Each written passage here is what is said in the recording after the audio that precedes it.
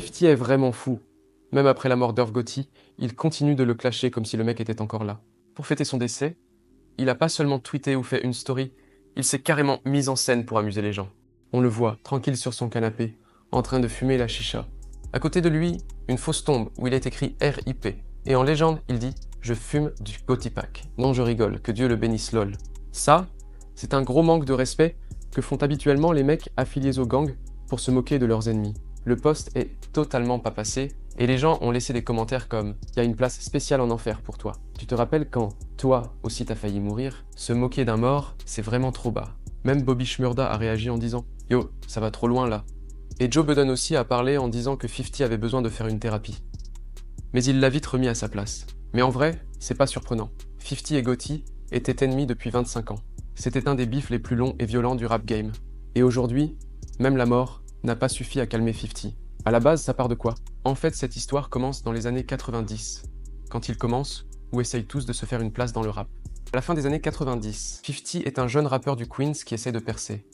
De l'autre côté, t'as le label Murder Inc. de Gotti, qui est dans le game avec Ja Rule en tête d'affiche. Le premier clash débute vraiment en 1999, quand un pote de 50 vole la chaîne de Ja Rule dans le Queens. Ja, évidemment, devient fou furieux et commence à voir 50 comme son ennemi. Quelques mois plus tard, 50 sort Your Life is on the Line. Dedans, il s'en prend directement à Ja Rule et Murder Inc. À partir de là, c'est officiellement la guerre entre les deux camps. En 2000, ça prend une autre dimension, car ils en viennent aux mains. Ja Rule et 50 se croisent en boîte à Atlanta, et ça finit en bagarre. Puis au studio Hit Factory à New York, une nouvelle bagarre éclate entre Murder Inc. et G-Unit, les gars de 50. Dans l'affrontement, 50 se fait carrément planter par Black Child, un rappeur signé chez Gotti, qui avouera l'attaque plus tard. Selon lui, c'était pour assurer sa propre défense. Mais c'est pas tout, parce que le pire va arriver juste après. 50 va recevoir 9 balles après une attaque armée, devant la maison de sa grand-mère dans le Queens. Il survit miraculeusement à l'attaque, mais à partir de là, il voit la vie complètement différemment. Et, plus jamais, il ne fera confiance à personne. La police soupçonne un gros trafiquant affilié à Murder Inc. du nom de McGriff derrière cette tentative de meurtre. Mais Gotti, lui, a toujours nié toute implication. Sauf que, pour 50, c'était une évidence. Il a failli mourir. Et pour lui, c'était Murder Inc. qui avait planifié l'attaque. À partir de là, 50 va se lancer un objectif et être déterminé comme jamais. Il veut détruire Murder Inc. En 2002, il signe avec Eminem et Dr. Dre. Tous les trois ensemble, ils forment une équipe de choc. Et en 2003, il sort Get Rich or Die Tryin', un des plus gros albums de l'histoire du rap US. Mais entre deux hits, il en profite pour finir ce qu'il a commencé avec Murder Inc. Il sort Back Down, un diss track où il humilie Ja Rule et Gotti. Il balance I Smell Pussy, où il les ridiculise encore plus. Puis il pousse Ja Rule à changer de style, l'obligeant à faire des sons R&B pour exister dans le game. À partir de là, Murder Inc. commençait à couler. Et en 2005, le coup fatal arrive. Gotti est poursuivi pour blanchiment d'argent. Là, c'est vraiment le début de la fin pour lui et son label. Pendant ce temps, 50 continue de briller et il rappelle dès qu'il le peut qu'il a mis fin à Murder Inc. Et ça, il le fera pendant toutes ces années. En 2024, Gotti souffrait déjà de problèmes de santé. Il avait eu un accident vasculaire cérébral et 50 s'était moqué de lui.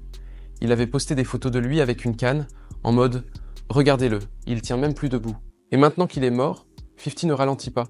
Il fait même pire que ça. Il manque de respect à lui et à toute sa famille et ses proches. 50 ne pardonne pas quand il est en bif. À cause de lui, il a failli mourir. Et il pense que Gotti était impliqué, directement ou indirectement dans cette attaque. Mais c'est aussi un moyen de rester pertinent, de faire la promotion de sa marque et ses produits. Parce que oui, il faut être honnête, 50 adore le buzz. Chaque fois qu'il clash quelqu'un, ça fait parler. En faisant ça, il allie l'utile et l'agréable. À chaque fois qu'il s'en prend à quelqu'un comme Gotti, Diddy ou Rick Ross, les réseaux vont relayer l'affaire. Et en même temps, ça lui permet de promouvoir ses business, ses concerts, ses projets médias. Il sait exactement ce qu'il fait. Il sait que chaque bif lui apporte de la visibilité. Un peu comme Booba en France, qui provoque toutes les célébrités. Derrière chaque manque de respect, il y a des stratégies. Ces artistes savent que les réseaux sociaux sont indispensables pour continuer d'exister. Encore plus pour 50, parce que lui ne sort plus de musique. Par rapport à tout ça, il y a deux façons de voir les choses. D'un côté, c'est abuser. Se moquer d'un mort, même si c'est quelqu'un avec qui t'as partagé des années de clash, c'est cruel et gratuit. Même les gens du rap ont réagi négativement à ce move. D'un autre côté, c'est du 50 pur et dur. Il a toujours été comme ça. Pour lui, le bif ne s'arrête jamais, même après la mort. Donc c'est vraiment pas surprenant. S'il y a bien une chose qu'on retiendra de 50, c'est que tant qu'il respire, Il reste un businessman qui aime se moquer de tous les gens qu'il déteste. Il a survécu à plusieurs attaques armées, à des années de bif, et aujourd'hui, il est toujours là, riche et influent. Au final, Gotti est mort. Mais pour 50, c'est juste un chapitre qui vient de se terminer. La vie continue. Dites-moi ce que vous en pensez. Est-ce que 50 est allé trop loin, ou c'était justifié pour vous au vu de leur passé et du bif? En tout cas, on se revoit pour une prochaine vidéo. À bientôt.